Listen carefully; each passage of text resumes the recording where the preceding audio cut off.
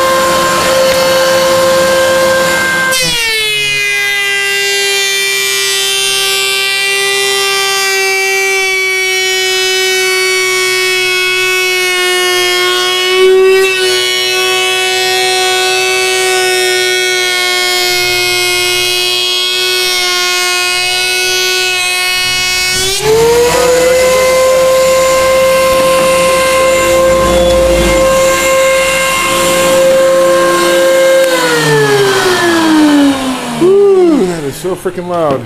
Oh my god, even through the earmuffs.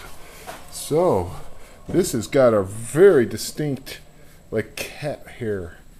You push it this way, it feels smooth as silk. You run your fingers this way, you feel like you're going to get little prickles of wood stuck in your finger. Very, very directional material. Yeah, so that's one thing that makes it different. I really don't want to plane too much more off of it. It's getting thin as it is. I'm down to 15/16 at this point, maybe a little bit under. And I got to pretty much have an inch to do my tools. So I'll just have to hand sand out any little rough spots, work around it. Alright, so now this thing's going to go through the saw and be turned into some gorgeous blanks. I can imagine that this area right in here, actually all of it looks like it's got some character somewhere. There's something interesting going on in this wood. So black limba does not disappoint. It's nice and dense. It's not that heavy. It's definitely got directional grain, man. You can really feel it. So just see how it works for tools. I think it'll make some pretty tools.